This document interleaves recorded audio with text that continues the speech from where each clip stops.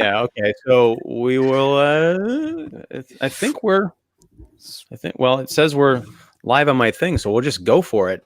We are live. Pinch myself. We are. This is fantastic, and I have the volume turned down on my laptop, so I won't get any more weird interference like we have the last few episodes. This is Finally got it down. Yeah.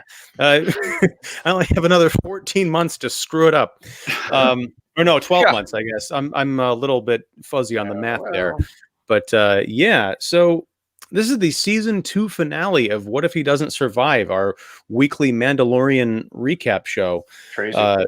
And I cannot stress this enough. If you are one of the 5 people left on the planet who is watching The Mandalorian but has not watched the season 2 chapter 16, turn this episode off. Turn off the live stream. If you are watching this later, turn off the episode and come back, because we're going to be talking spoilers right after this introduction. Well,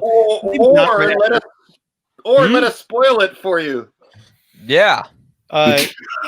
We'll be like the rest of the internet. That is, yeah. There's you let the salt flow on that one, David. I like your post about people. Spoil stuff for folks. Not that I disagree with you. I think it's just this internet bragging rights thing or something. It's this weird subculture we've got going on. I don't like it. I've had stuff spoiled for me, and it's never fun. But there is the only plus side is that I usually can see a spoiler and I'll step away. I'll usually have a little bit of information spoiled for me. But then when I go back and get the full context, it's fun to put the rest of it together. Like, oh, that's not what I thought was happening in that little teaser. Right. But yeah, so we're going to be talking spoilers for Chapter 16, The Rescue. And joining me tonight are David Fowlie of Keeping It Real. We've got Mike Crowley of You'll Probably Agree, and special guest Nick Allen of RogerEbert.com. And also, if you're hanging out with us in the chat, this is, again, a live show, and we are live on YouTube. So please feel free to jump into the chat. We've got also Don Shanahan of Everybody Has a Lesson. Yep, he's hanging out. He's our at-home player.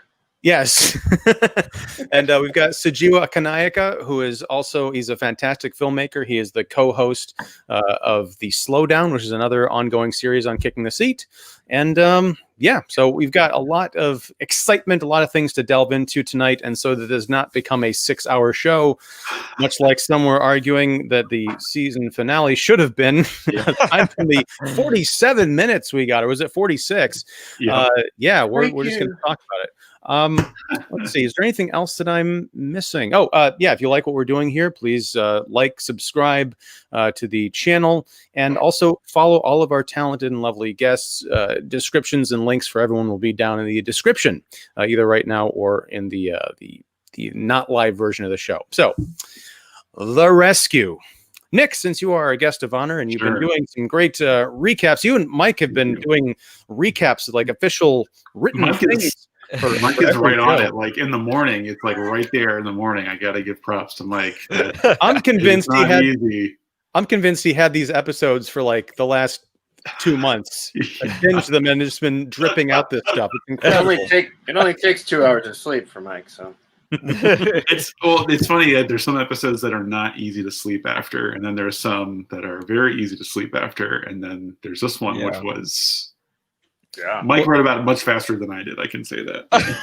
and there's some episodes that are easy to sleep during, but we'll leave that aside. That's true. Yes. No, not many. But so Nick, since you're our guest of honor, why don't you recap what happened in The Rescue? And feel free, because we've set the table. Spoilers, it's all on the table. Yeah. So it was funny you mentioned about the length of the episode. The first thought I had with this one was like, I really appreciated what you said last week about you wishing it would be like, I can maybe it's a movie length or something like that. So I was bummed out when it was 47 minutes long. Relieved, because that would be easier to write about or kind of contain, but also not like, this was pretty straightforward. So this episode is kind of like collecting all these little pieces from previous side missions and kind of putting them back into action and so forth in big and small ways, whether it's kind of like seeing the best cars steal, right, from Morgan Elsbeth. Any corrections, feel free to correct me. Kind of really being put into action. Something's in battle, but in general, it has the rescue, and it's another Mandalorian episode where you're like, oh, what does this mean after you see it? Because you're like, who's actually being rescued, or what is this referring to? So in this case, more or less, it means the plot to get into the light speeder that Grogu is being captive on by Moff Gideon, and to also get the Darksaber back, which we see from. I was surprised that Bo-Katan was back. That she has clearly become much more manic about getting this lightsaber back, the Darksaber, excuse me, that she'd had earlier. And that she'd mentioned at the end of the Eris episode. So it becomes like a dual mission with them getting information from Dr. Pershing when they capture him and so forth. But in general, they get onto the speeder, and if anything, not a whole lot of change happens in the episode. Like there's no like really big shocking death or something like that, you know. Even Moff Gideon, as we know, like kind of gets conked out and so forth. But it's kind of funny and also tedious, and also kind of drove me a little nuts even trying to think about whether I thought it was a good or bad episode, because not a lot happens except for the Grogu pickup and the Darksaber getting to Mando. Those are two big things, big developments, but at the same time, there's not a lot of chessboard pieces that are really compromised. So it is a finale in terms of definitely ending, you know, the Grogu thing, or at least kind of getting him into new hands, and to bring the Darksaber back into the forefront and so forth. But it's kind of funny, even when teasing a whole new series with Boba Fett, it's just kind of like, you got to remember to watch after the credits. It's like kind of such a minor thing, you know? So yeah, if that kind of recaps, I kind of recapped the kind of more of my experience with it, but yeah, no, that's perfectly, that's great. Yeah. So I know there's been a lot of enthusiasm around this episode. I mean, again, not that this isn't necessarily a gauge for the fandom overall as much as is the people who comment on IMDb, but this has a 9.9 rating out of 10 on IMDb. Wow. So I know, yeah, a lot of folks are really jazzed about it. So let me just get your thoughts on how you feel about this as a wrap up to season 2. Is everyone pretty like cool with everything? Satisfied? Yeah. Yeah. Yeah. Oh, that's a hearty. That's like a James Hetfield. Yeah. I thought you meant, are you satisfied with us going in that direction and discussing that? Okay. Or yeah, take your pick. Yeah. So you're asking, like, are we satisfied with where it left off and what we have to kind of look forward to, or what we think? Yeah, and also kind of what we've been talking about. This has been the season of filler discussion. So sure. With Nick's point about there not being, I like that, not a whole lot of new moves on the chessboard. Yeah. You feel this was a good, a solid conclusion? It was a conclusion that made sense in a way. I have one particular problem with a plot point in this chapter that we'll get to, I guess. Yeah, I mean, there were some cool moments for sure. I mean, I loved seeing like this team like kind of work together so cohesively, and I like the way I like Fett's interaction with the two Mandalorians. We'll just say Mandalores because they're from Mandalores. They're more loyal than the Mandalorian, which we'll just call Mando. Yeah. Okay. You have not at least not called this an episode yet, so we're good. We're getting our language down. We'll either have a quiz or a Mad Libs afterwards. I like that interaction because there's some really interesting nuances to delve into in this whole like culture of Mandalore, how you are viewed, how you are perceived, what you are loyal to. That's really interesting, and I just liked the way that I think this is. Let's be honest. Boba Fett has always been a mystery character. Some people have made fun of him because he had so little screen time in the original trilogy. I always appreciated the mystery around him, And I think with what we got here in season 2, I think it's really interesting to be reintroduced to him at this moment where we're given more screen time with him and everything. So it was cool to see him kind of, add a little bit of friction to Bo-Katan. I forget the other partner's name. Sorry. Is that Casca? Casca? Casca, yeah. It was cool to see that interaction in the bar there at the kind of the opening of the episode, or kind of a little bit after the opening. And then to see them work together, this whole plan of, boarding the light cruiser and how Boba would just kind of drop off the kids and, offer a distraction. Yeah. And he's like, I'll pick you up.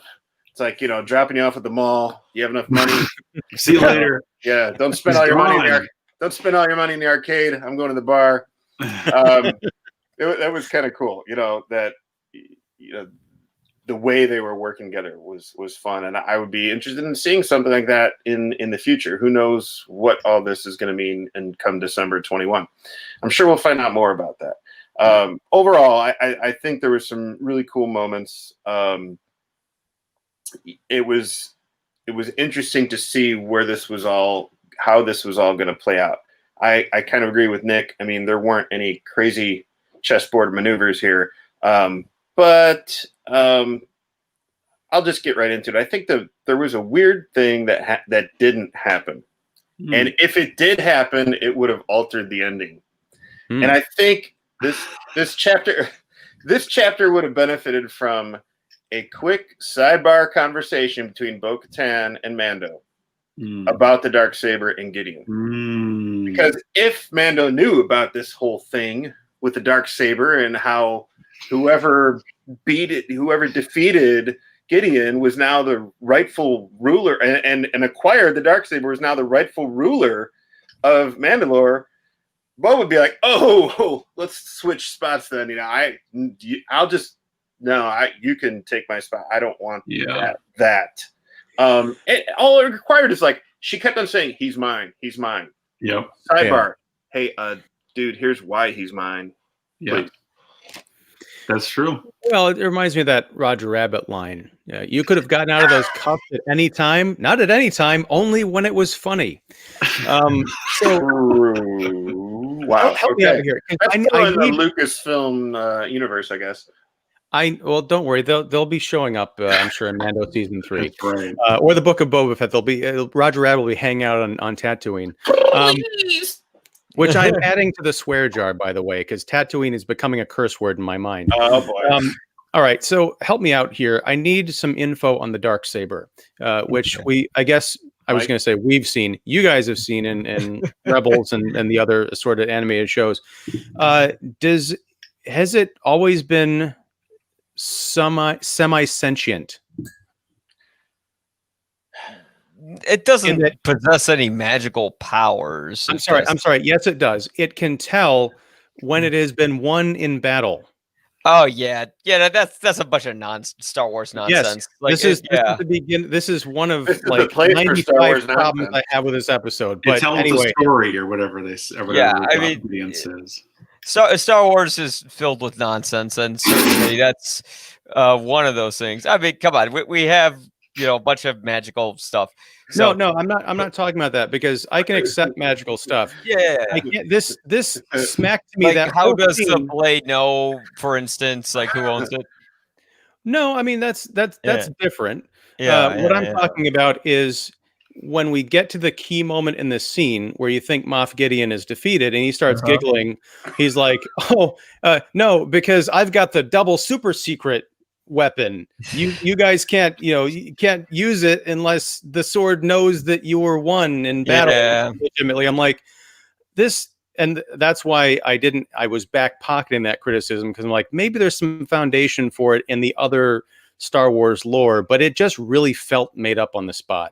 Totally. And in that case, David's right. They should have had this conversation. It was such an important sticking point. Now, does this Darksaber tie into the Mandalorian lore that Din Djarin would have been familiar with, or you get the sense this is like post-sect split or whatever was involved?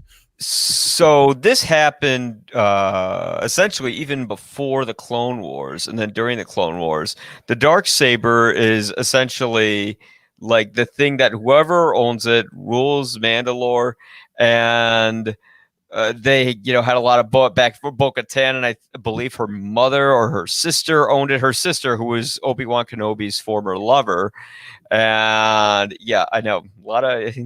You'll find out when you watch Clone Wars, and then essentially Darth Maul came in. He took over Mandalore, and then he was essentially dethroned. He was defeated by a Jedi. I won't say who, but it's not hard to guess who. And from there, I think in Star Wars Rebels, Sabine, who is one of the main characters, is related to Bo-Katan. And then I think she was going to get the Darksaber, but even I'm a little fuzzy on it, and it's been a while. But essentially, they tried to condense all this history in a few lines, and it's more or less kind of Disney's way of saying, watch our other content to find out. But it was, it was a little lazy. Yeah. Okay. And there's some foggy areas there where we don't know really how Gideon acquired the Darksaber from. Right. Yes. Yeah. What was the character you mentioned in Rebels? The who had it? Sabine, right? Yeah. So somehow he got it from Sabine or something. I don't know. So, anyways, yeah. Well, yeah, because she in the previous episode, it made it Bo-Katan kind of sounded like he stole it from her, right. or it was somehow she would, if it was hers, then it would have had to have been taken from her in battle. Does battle mean like a game of chance? Did she lose it like Lando lost the Falcon or whatever? It seems like a battle to the death, or somehow a clear defeat that's near fatal. I'm not sure. As far as the sentience, though, we could test this out and put the Darksaber. We could shoot it out of an airlock and see if it returns back to the light cruiser. That would be a way to test its sentience. It's like Thor with the hammer. Right. But if it leaves the airlock, does that mean that the light cruiser would have defeated it, and so then the light cruiser then adopts it and starts like flying through the universe, flashing people with the? There's a whole spin-off of light cruiser and Darksaber buddies. It's like a road trip. I'm just thinking of that gigantic. They had this gigantic furry sort of force wielding monster in Rebels. You gotta yeah. Gotta see. It reminds me, is it gonna be like one of those things, or like the space octopuses from Rebels? Space Octopussy. It's a new James Bond movie. Hell yeah. Oh, now I gotta watch Rebels. You guys, every time we talk about it, I'm like, what is Rebels this show? Now, Nick, I'm curious. Did you watch any Clone Wars or any Rebels? Nothing. You're just clearly assigned to this. You're assigned to this job. No, I wanted to learn and read up and so forth, but I definitely will be watching it after the show. I want to learn. Well, we're gonna have jackets made because we're in the same club. Perfect. Well, look at us, bunch of losers. Puffy sleeves. Yeah, you dorks. You don't know enough about Star Wars. Wow. That's the first time anyone has ever uttered that sentence. But there's a lot of resources to learn about it, too. It's a very different world now. So, Sujewa did mention something about Tar Vizsla, who was the original owner of the Darksaber, I guess, way back when. He's crazy going mad on Wikipedia while he's talking to us. Yeah. Be careful with Wikipedia. You don't know if it's Wikipedia. Yeah. Accurate or not. Well, I'm sure we can have it independently verified somehow. But no, okay. So we kind of got lost on this one sticking point. But blame me. No, but that's the thing, is it is something that I was wondering about. I was really with this episode for a while, and then things just sort of went off the rails and got worse and worse and worse, culminating in that teaser, whatever it was, for the book of Boba Fett. Which wait a minute, what about that X-wing showing up? Yeah, we haven't even talked about that. Yeah, hello. What about the X-wing showing up? Yeah, I know. Here's the thing: like the last 15 minutes of this show reminded me of the last Rogue 10 One. Awful minutes of Rogue One, from the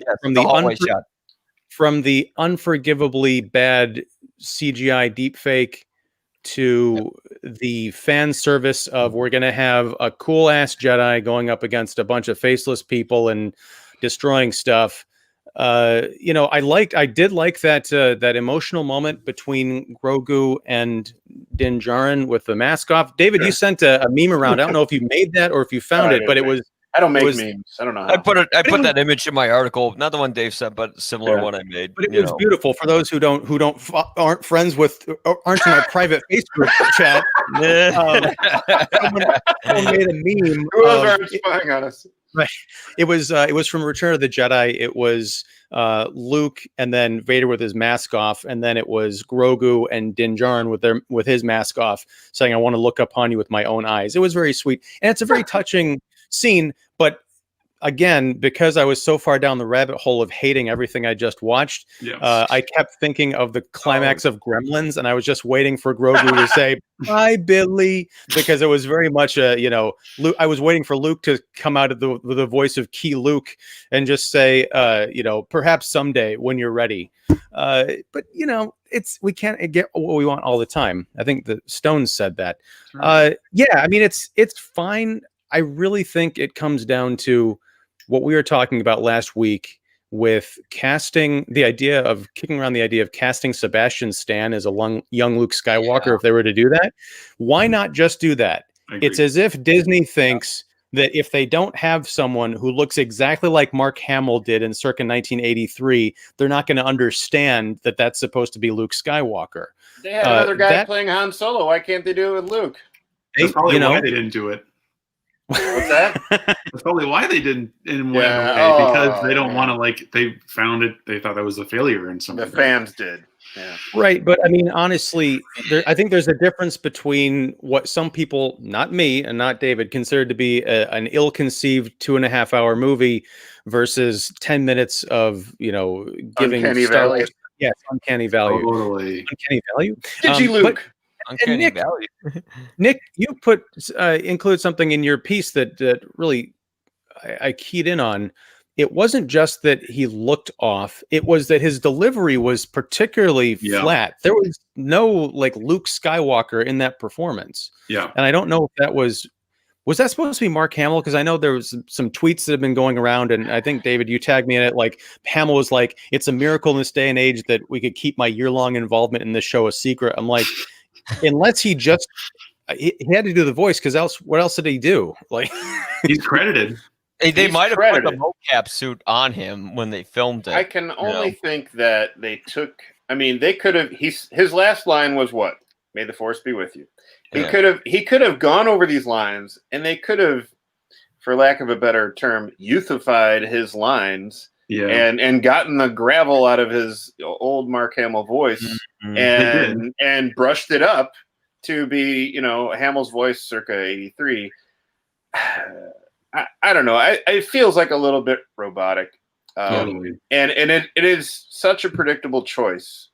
That being said, I can't lie that I didn't geek out a little bit, especially when R2 shows up. Seeing R2 next to Luke, and he's one of my favorite characters next to Chewie. It touched me, but it also made me groan, and I hate that. Because it was the same as seeing 3PO and R2 at the end of Rogue One. I'm like, really? We got to put these guys in here, and that's the problem I had. I had a lot of problems with Rogue One. The tacking on of Vader, the tacking on of Digileia, and now we have Digiluke. In the general too at the end of Rogue One, right? Well, with Peter Cushing throughout the whole movie. I just don't understand how The Mandalorian starts out as this side series outside of the Skywalker story. Yep. That was the lure of it all for me. Finally we're going to get this. Finally. We didn't get that with Rogue One because they tacked it on at the end. Yeah. Now it's the same thing. Now, I highly doubt we're going to see more of Digiluke. I highly doubt that. Yep. And that's concerning. It's frustrating to me because you give so many people this, this moment at the end, and people are like, "Oh wow, this is the Luke we've always wanted to see, destroying robots." Such charisma, right? Come on, David. That was you at 3:30 in the morning on Friday. I saw your message. Come on. I was wowed. Yes. Yes. I mean, granted, this is not. We never got a chance to see this kind of Luke.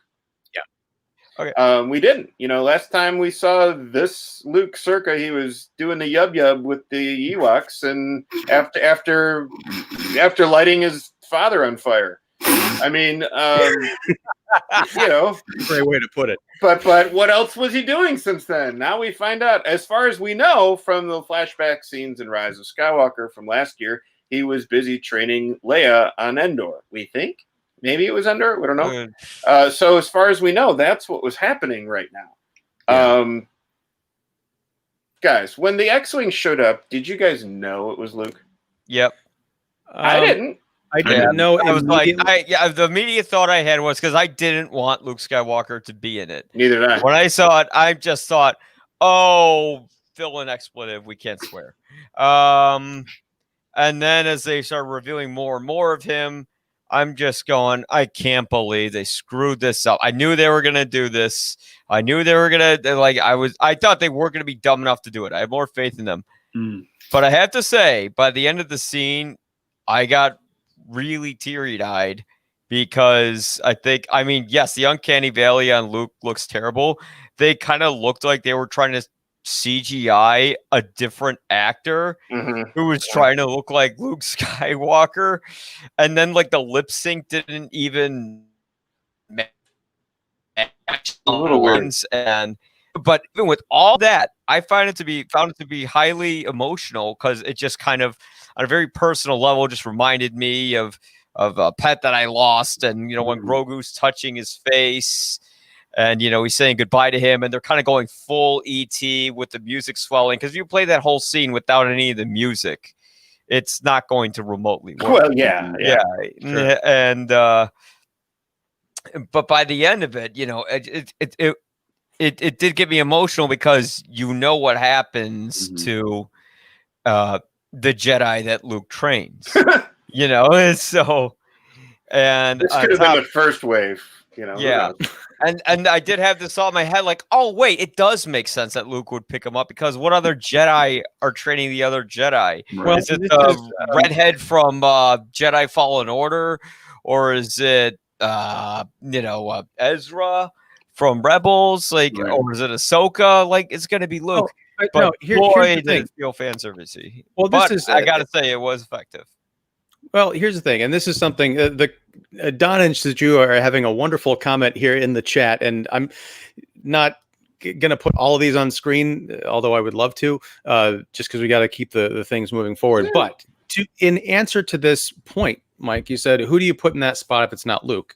Yeah. It's a fair question, but my answer is anybody else, a new character. Forget about canon, forget about Rebels, forget about the Clone Wars. To what David was saying, the premise of this show is places in the galaxy that we haven't been.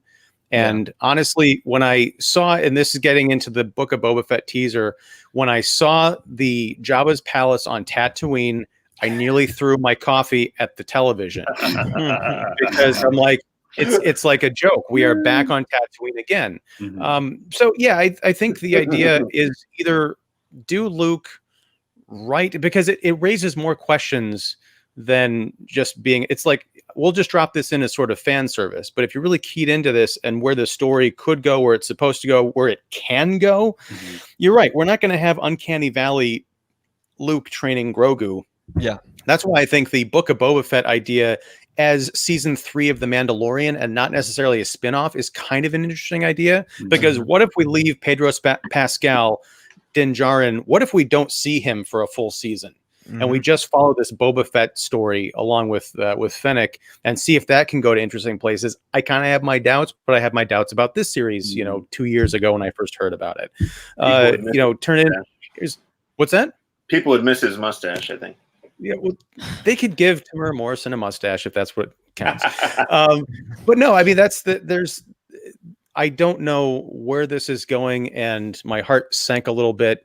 But it's not my show, and I'm going to be back because I'm curious. But my enthusiasm for this series is nowhere near the high it was at the beginning, because I feel like they're just wrapping this all back up into Star Wars TM instead of, we're going to create new worlds and new ideas that we can then rip off of for the next 30 years. Well, don't worry, Ian. Like Yoda said in Return of the Jedi, there is another.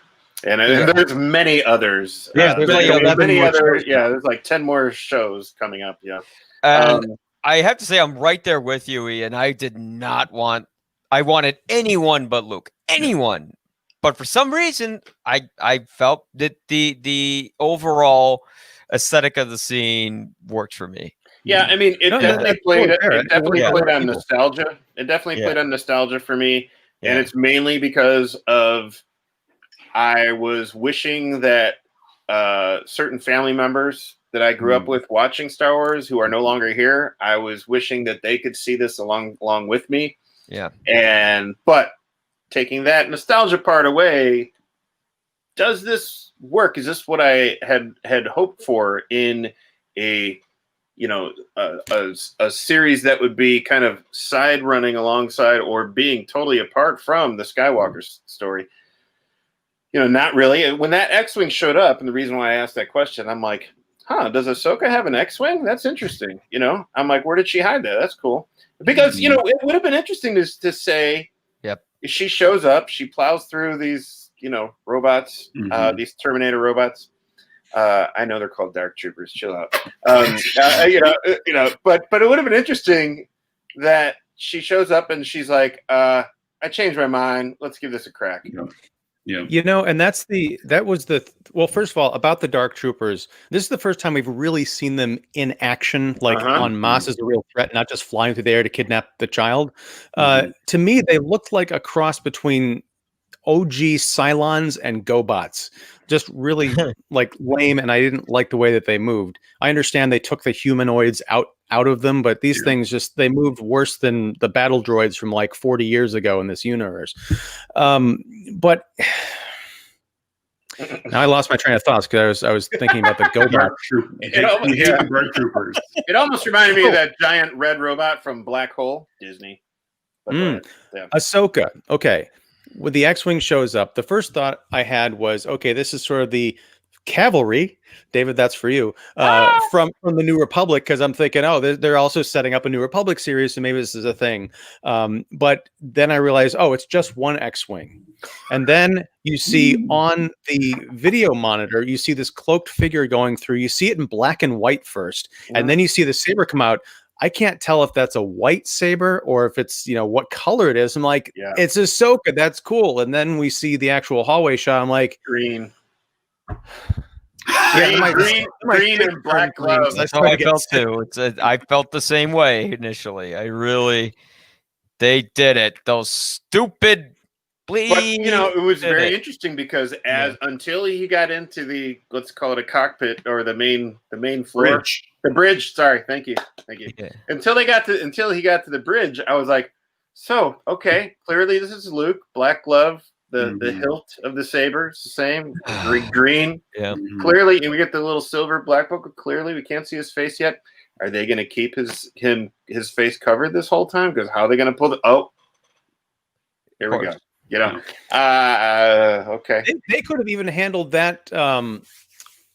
It was one of the DC movies, like the Snyder movies, I think, where they showed Superman. It was Shazam, I think, right? Where they showed Superman at the end, and it's like you just see the cape or the head. That's right. Like all you had to do, you could just show like the back of Luke Skywalker's head, and even if you had that flat voice, which Sujewa made a point earlier on that the Jedi are supposed to be reserved, so the flatness works.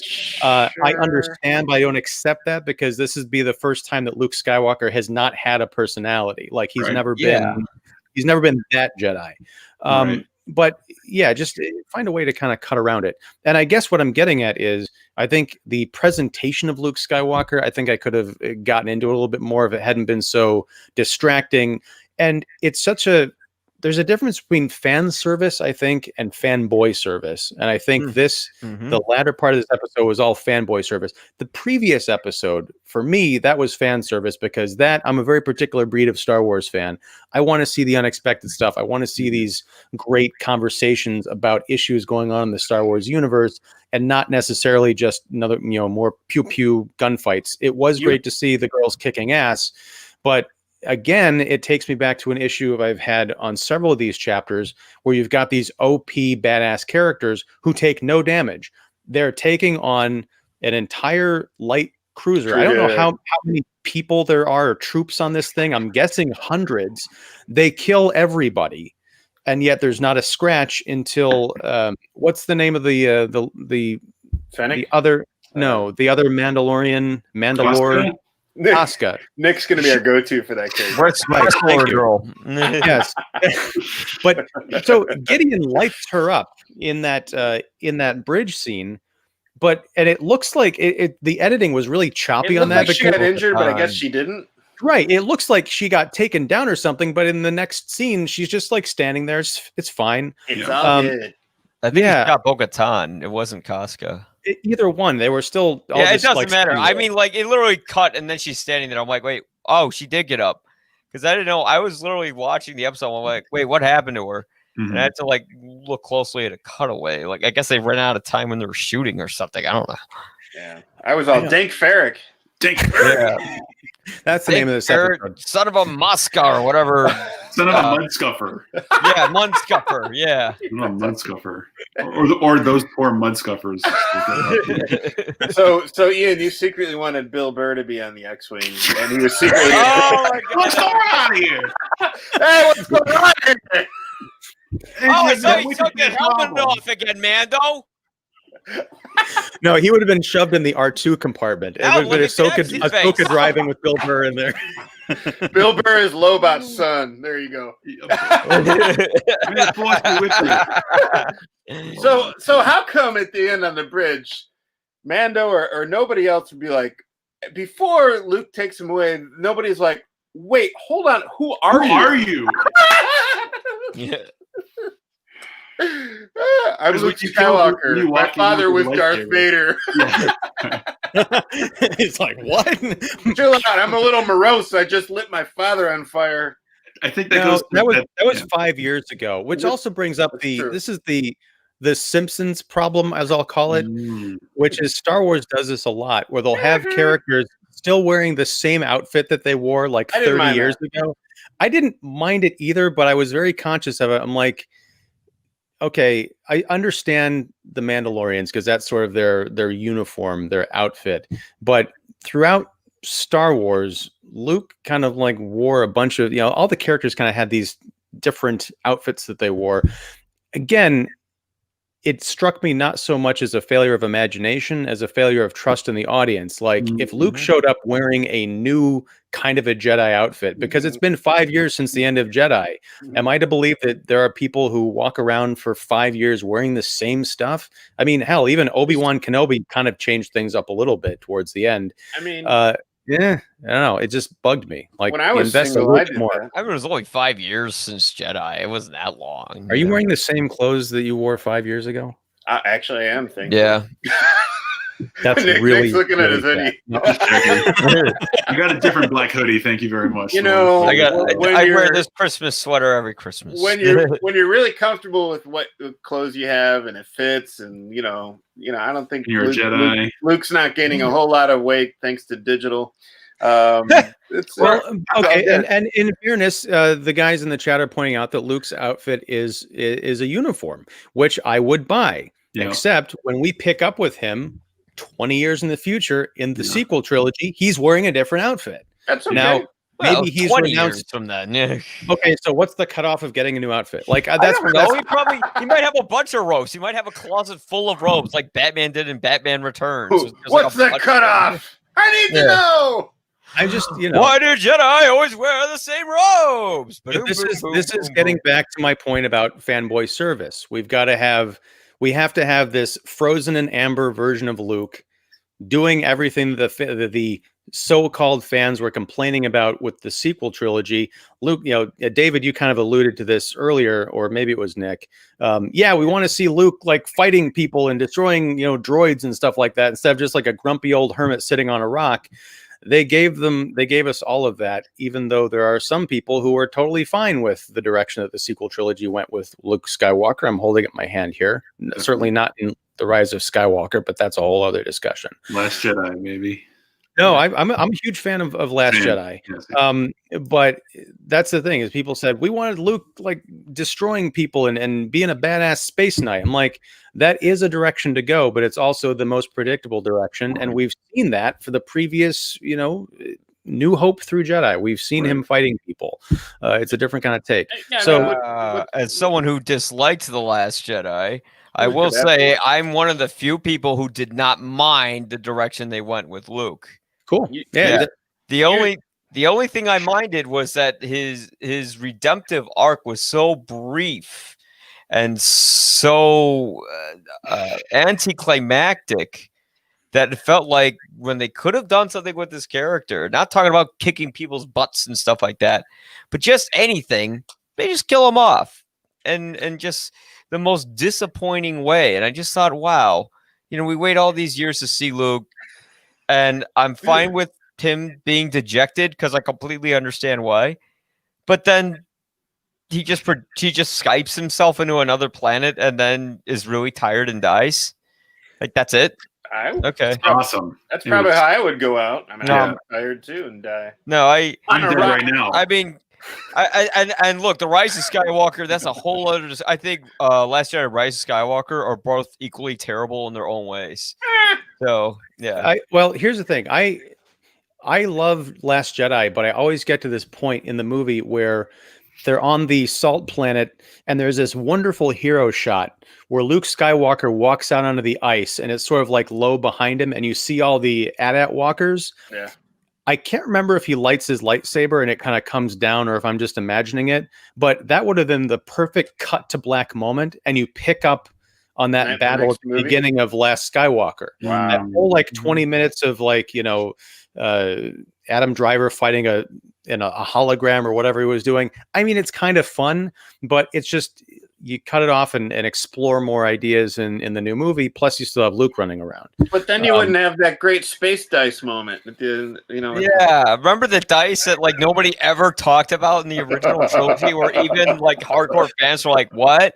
Huh?" But Ian, if that would have happened, the internet would have broken in half. It's like, you're doing what you did in Force Awakens. Yeah, as opposed to what? Yeah. So, Mike, this is what Favreau did for you. They knew you were disappointed with what happened to Luke Skywalker in Last Jedi, and now they gave you this. So I wasn't one of those guys who had a problem with how he was depicted. Is the problem? I wasn't like, that's my Luke. I'm just going, why are they putting in Luke? That's lazy. If this Digiluke would have showed up on the bridge, like after he shows up, the lights, puts his lightsaber away, and then grabs like a thermos of blue milk, and it's like, hey guys, that would have been. Oh my god! I just kept thinking it would have been funny, like when he picks up the baby, like Boba comes back from hyperspace. But you don't know he came back to hyperspace, and as he's like about the elevator doors about to close, you just see a laser blast through the air hatch and just blow up Grogu and Luke, and then like Boba Fett's like, "That's what you get" or something, and then he just like goes back off into hyperspace. So I watched this twice. Did Luke, the last robot he destroyed, did he use a blaster? No, he uses his hands. Crushed him. He crushed him like a beer can. Which was so badass. Yeah, you're so cool. You see that when he destroyed the robot? Oh my god! Ah!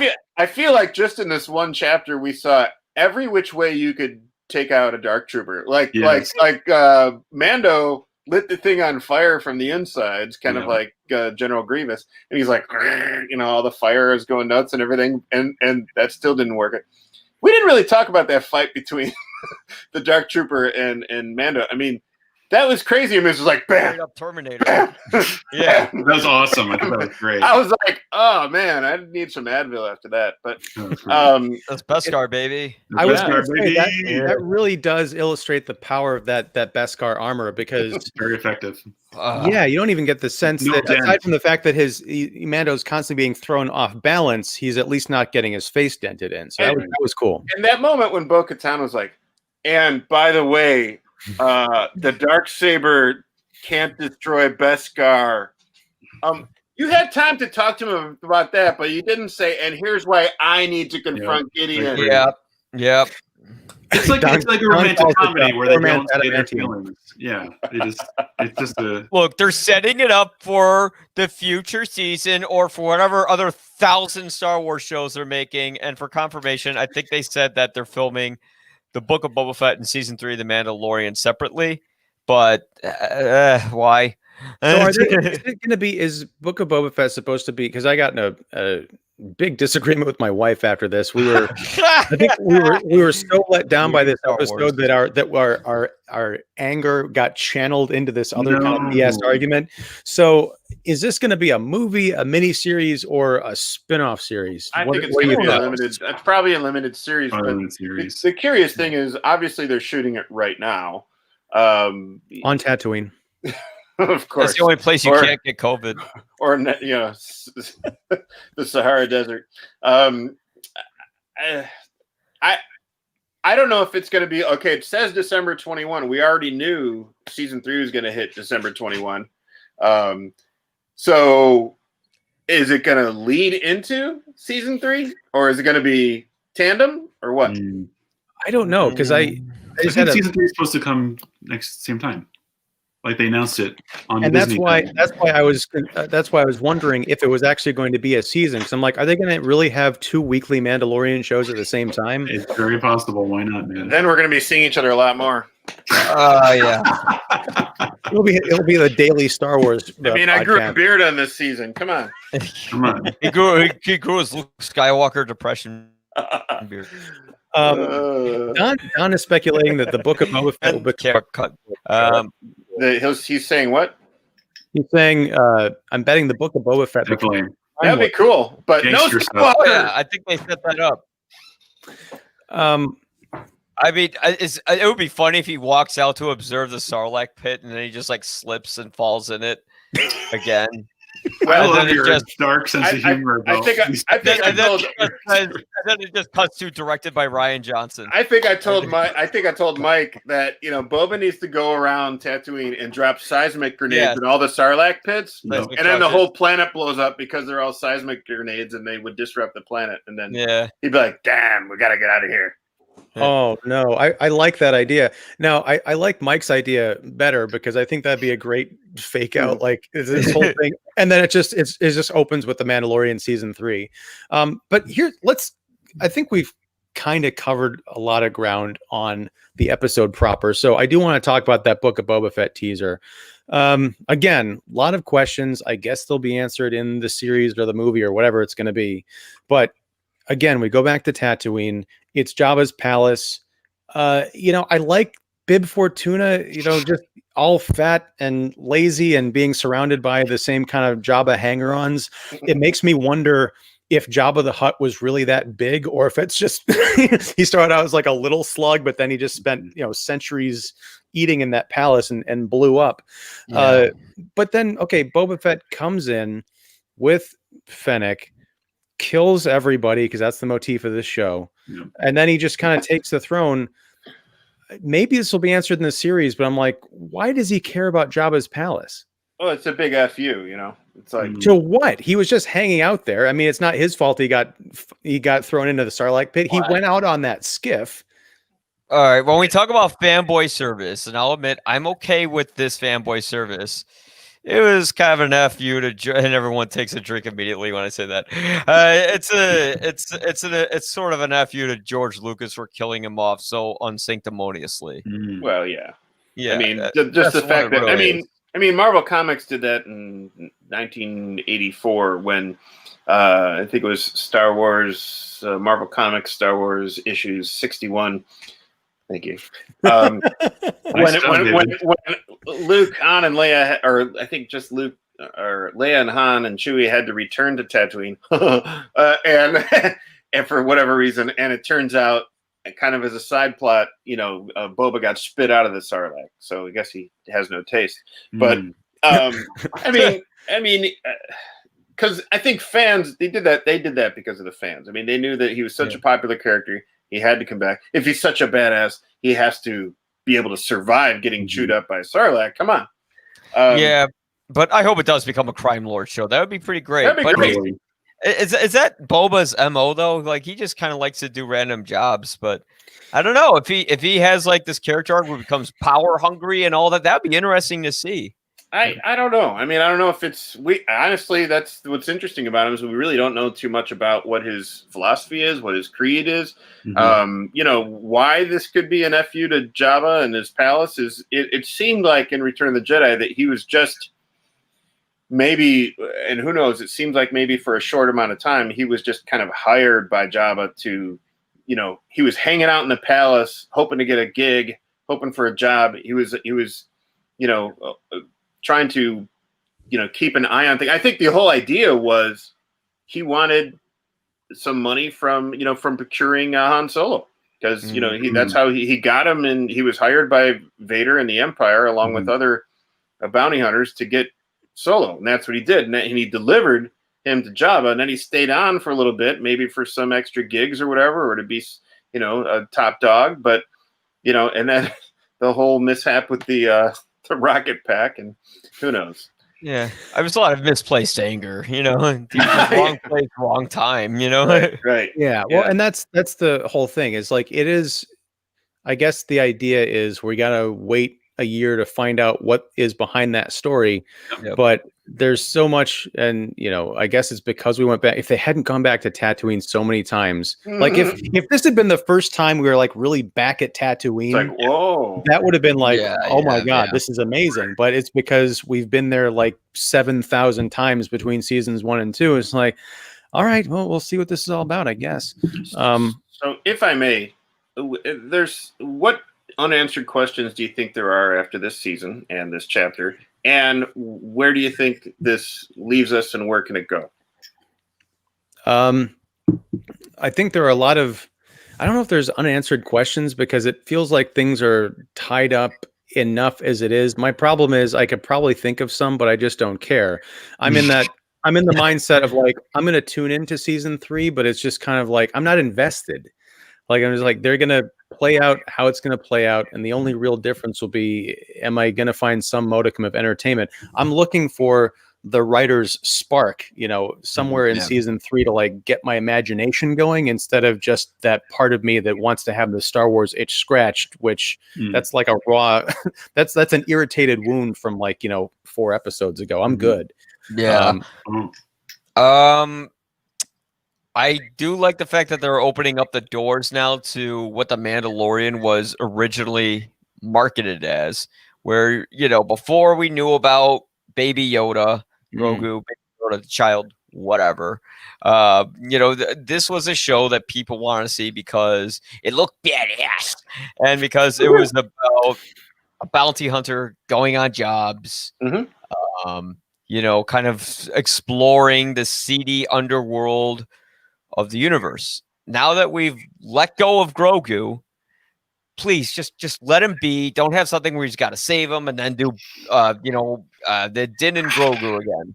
Let's just actually focus on a show where, guess what, if it's episodic or filler, I'm cool with that because now we don't have this huge arcing story about the child. We can go places. Will they really go play? No, there's going to be a bunch of shoot 'em ups with occasional bits of story put in. That's the God honest truth. That's what it's going to be. And now with all these other Star Wars shows, am I concerned? Yeah, it's reminding me of I think some will be very good, some will be not so good. Maybe it'll turn out like the Marvel Cinematic Universe where they really knew what they were doing. Because when they first started the MCU, it was a little rocky. Like Iron Man 2 wasn't great. Iron Man 1 was fantastic. Hulk. And Incredible Hulk. Yeah, Incredible Hulk, yeah. But then they got it together. But I hope that they're not moving too fast here, Mm-hmm. and it looks like they're doing that again. It seemed like I after hope I'm Solo, wrong. yeah, it seemed like after Solo they were cautious. I get that, but man, that announcement was last week or a couple weeks ago. I was like, geez, all right. Yeah. Like, do I want to see a show on Andor, shooty guy? Like, no, not really. Do I want to see a show about Rogue Squadron? Didn't we just get a movie on that? Do we? Oh God, don't give them ideas, Sujewa. No. Yeah. Or so, Grogu could be Grogu's brother. That'd be cool. Yeah, there you go. Is he going to be flipping around the wall, screaming like Yoda, like, ah! You know, I don't know. Are we going to see like Grogu survive the Jedi purge and all that? I guess my unanswered question and kind of a dangling plot, not so much a J.J. Abrams dangling plot line, but you know, the whole what Pershing was doing with the cloning. We learned in this chapter that he's actually a cloning scientist. Okay, and that was kind of hinted at because he has the Camino symbol on his shoulder. What was the goal? I mean, obviously we realized in Rise of Skywalker that, you know, Palpatine was trying to clone himself, and Snoke was somewhat of a experiment. I created him, you know, kind of thing. But where was this going? Obviously, it didn't work. You know, Gideon said that something didn't pan out however they wanted it to be. So what was the end game? What was the goal? And now that Gideon is somehow, I guess, captured by Kara, where's she going to take him? She's part of the New Republic now, I guess, unofficially, officially. She got the little seal. Where is she going to take him? When we left them, or when Luke left them, they're on a light cruiser. They have it. They could go anywhere now. Right. Yeah. You know, I wonder if Gideon is going to become a prisoner of the New Republic next season. They're going to, because they teased Thrawn. Thrawn's going to come and break Gideon out or something, and they're going to team up. I don't know, but it is that kind of Marvelization where, like at the end of Captain America: Civil War, they had Zemo locked up in the super jail, and it's like, well, he's going to come back, and you know, it could. He's coming back. Well, I mean, like, look, Mike, you said something that was very key, and I think this is good therapy for me, helping me understand my issues with where this series has gone, because I've been complaining about filler episodes and all that, because I think the problem I've had is the Star Wars showrunners are setting this up as a grand kind of narrative that's tying back into the Star Wars universe, and the more time we waste with these filler episodes, the longer we have to wait for that resolution. But if this goes back to the roots of what the show is kind of sold on, of it just being an A-team type of show, which I know I've complained about that, but that's because an A-team type of show doesn't work in an 8-episode thing where you're trying to tell a movie, essentially. So if it's just random episodes and there's no expectation, like maybe you get the occasional Easter egg here and there, but if it's just like, it's going to be 5 years of bounty hunting in space and kicking butt, I can kind of get on board with that. If you're trying to tell me this is going to be the actual narrative bridge between the trilogies, I'm like, that could go on for a long time, and I don't know how much patience I have. And it's also kind of a fickle beast, because what if after, say, season 3 or even after season 2, fans drop off? They're like, we're not interested in this show anymore, or the other 10 Star Wars spinoffs. So then you really do have a danger of, well, what the hell happened between these cliffhangers and the new trilogy? I don't care if Disney is losing money. I want to know what's going to go on, what's happening. Yeah. Well, I have to got rid of my baby Yoda. That's what happened. I have to give Disney credit. Letting go of their most profitable merchandising assets. Merchandising. Merchandising, you know, good Spaceballs, the toilet paper, blah blah. Like, you know, that's you know, that's a gutsy move. And it was a highly emotional scene, not just because I've had some misplaced grief with my dead dog and all that, but like, David, you're not laughing at his dead dog. You're laughing. It's okay. We already charter up. I just like that he's like, and all that. Like, Yikes. Yeah, I have a very morbid sense of humor. It helps get me through it. But no, that was like the moment, kind of like when it all sank in for me. And that's why I was so emotional. So probably it was a different thing. And I wrote a whole thing about how it reminds me of the things that we lost and the people. And that's why it was so effective. Like, yeah, it might be nostalgia, it might be manipulative, but it wasn't condescending. And I didn't feel like I was being condescended to with the fan service like I was with The Force Awakens or with Rise of Skywalker. It felt like, there was balance in the Force when it came to it wasn't like the Force Awakens where it's just all fan service. It wasn't like Last Jedi where it felt like just an endless series of bathos humor. And it wasn't like the Rise of bathos. It's those so those unaware, bathos, to sound like a snob, and I only know this because I watched a YouTube video on it, is it's sort of like if you have a very dramatic scene, but then you throw a joke in there to throw the audience off. So, for instance, like someone's dying of cancer in a scene, and then somebody in the hospital room farts. It would be like, what? It does. That's why that's almost more interesting than like a joke that it's coming. Right? Yeah, and that's exactly what Rian Johnson. He's like, well, they won't see this. He throws a lightsaber. Yeah, that's not how he's awesome. Yeah. Well, that's not awesome. It's easy. They could have introduced bathhouse humor, as David calls it, and still have the last movie be called The Rise of Skywalker. I was just thinking of a whole movie with the frog as long as Viggo Mortensen shows up in the bathhouse, and then that would be awesome. Does he get a naked fight with the frog lady in the bathhouse? Cronenberg Star Wars. Oh man, I would love to. I mean, fans would love that, like where people are getting chopped up with blood everywhere. As Stefan from SNL. Who me? Man. Yes. I want to see that.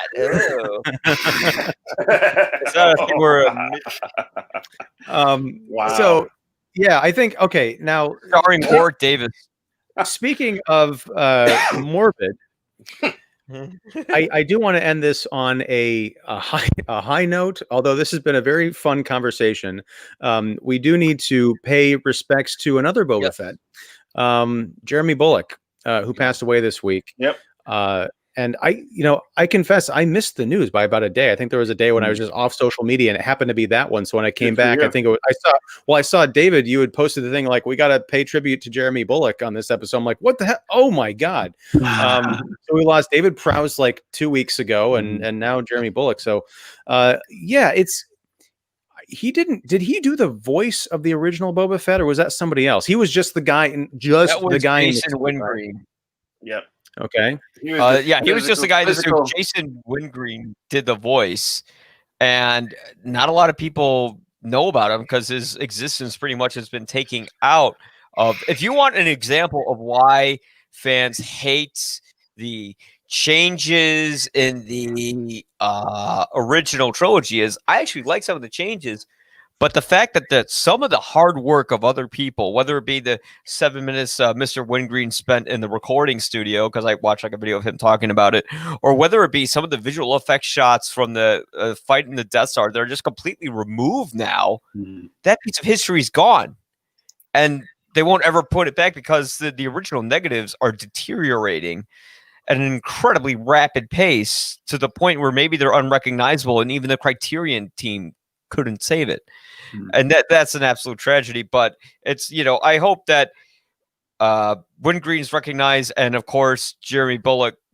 He was the original guy in the suit, and of course we wouldn't have Boba Fett without him. And again, it's one of those groups of extras who are in Star Wars that we don't know about by name, except for people who are hardcore fans. And it's been extremely wonderful and beneficial towards them. And it seems like he had a very fulfilling life.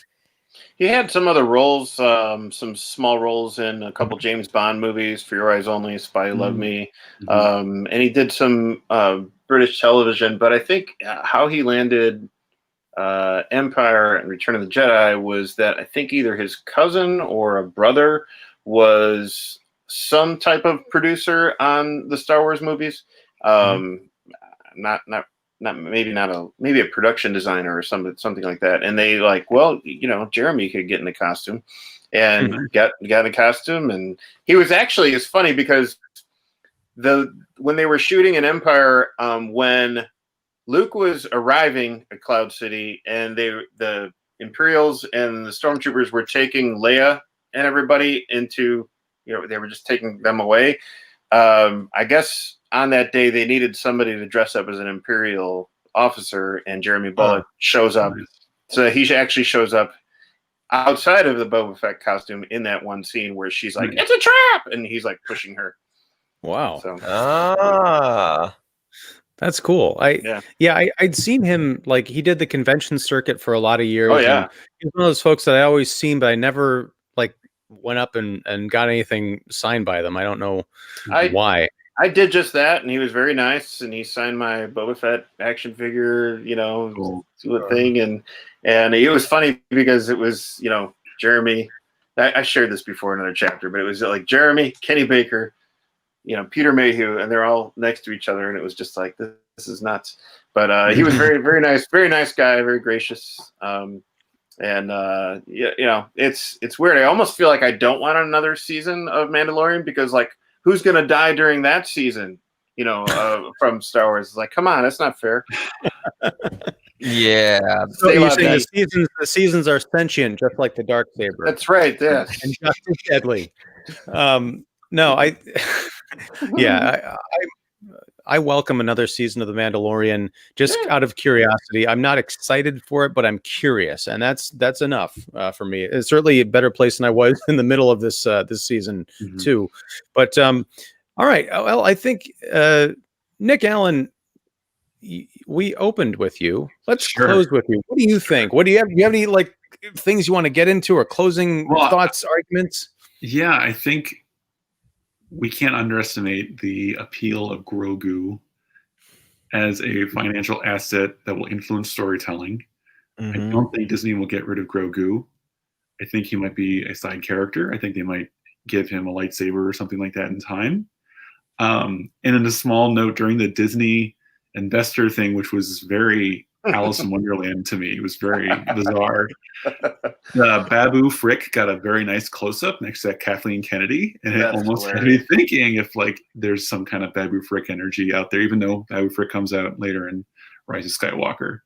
But just more in general about like the impact of Grogu as an emotional centering of the story, that it needed. It like softened up Mando throughout the story. And it was a very necessary kind of energy that not just brought in people because they wanted to see just a geniusly adorable thing, but a sense that it also made the show like a father and son story. And that makes me very interested in how a third season, if it will not use Grogu primarily, how it will have that kind of emotional drive, and if it will be about getting Mandalore back, if it become more about that, which is possible. But at the same time, there's got to be a cute thing in the middle I feel like there's still got to be something to soften up, and I wonder what that will be. It'll be a little Twi'lek girl that he finds on a planet and takes under the wing. It'll be like a professional situation. Good Ewok, maybe, There you go. Oh God. It'll be a Porg. I want to see an Ewok Jedi. That's what I want to see. You very well could see. Yeah. With the last season, I think the concern with sure. The concern with the dead time between the seasons for Disney Plus was they provided us with this whole, I think it was like maybe 5 or 6 episodes of this behind the scenes of the first season. I'm sure they'll do that with this as a holdover. I think they already have it out now. Yeah, I'm sure. Yeah. So that would be interesting to see where they go as far as, dissecting season 2 and, having these round tables where they pontificate how great everything turned out. Yeah. they got to have their fluff. Yeah. Hosted by Bill Burr. I would love that. Here's why I think Star Wars is stupid. Anyways, go ahead. Me. I think there was that again, something from the Facebook message group. There was the from last week, the image of the Bill Burr action figure that someone had made up. It was back in Star Wars. It was great. Well, they were so filming good. Kenobi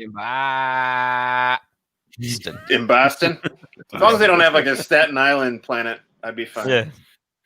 Oh, all right. I think Please make fun of Chicago accents if you want to, too, folks. That's fine. We deserve it. That's Yeah, fine. they're very close in a weird way. Yeah. But yeah, there's not a whole lot of Chicago accents going on in this there chat. you go. Yeah. But Dennis Farina never got his chance to be in a Star Wars. So. Dennis Farina. Well, Joe Mantegna could show up. Oh no! hey, listen. True story. I buy Farina for my son's breakfast because he loves it. Yeah. I can't pick up a box of Farina without thinking Dennis Farina. Dennis Farina. I look at it as a missed marketing opportunity. He's just like on the cover with like his mustache or something. Yeah, great mustache. Don't go to London. Who would have thought we would have been saying "rip Dennis Farina"? But here we are. I would never rip Dennis Farina. No. All right, gang. Thank you, everybody, for participating. Thank you, Don and Sujewa. You guys have had a wonderful bromance going on in the chat, which we have dropped in on. Unfortunately, not nearly as much as I would have liked to. There's some great comments going on. Some of those showed up on screen. So, yeah. I guess this is it for now. We'll have to talk about what we do for. I mean, well, when I say for now, I mean we could be talking about Star Wars in 3 weeks. The way that they've got all these shows slated for 2021 and beyond. So we might have to come up with a new show or rename this one. I don't know, but I'm happy to be back talking to you guys in the future about Star Wars. Nick, thank you very much for joining us. I hope we didn't steamroll you too much and you had a chance to. I got to participate in something I watched, so it was kind of cool, Awesome. Awesome, yeah. And so yeah, that's Nick Allen from RogerEbert.com. That's David Fowlie from Keeping It Real, and Mike Crowley from You'll Probably Agree. Once again, we've got Don and Sujewa in the chat. I will have links to everybody's stuff in the description when this show resumes or in its non-live state. Until then, thanks everyone again. Here's to raise a glass or a mug, a Mandalorian mug to the Mandalorian. We'll see you in season 3 or the Book of Boba Fett, whichever comes first, or maybe simultaneously. I don't know. Happy holidays, hey, look, it's weird. We've got a third viewer who just popped on in the last minute of the show. So welcome and good evening. With that, I don't know. It's Luke, yes. Why are you so monotone? Anyway, all right. Good night, everybody. Coming in the next wing. Good night.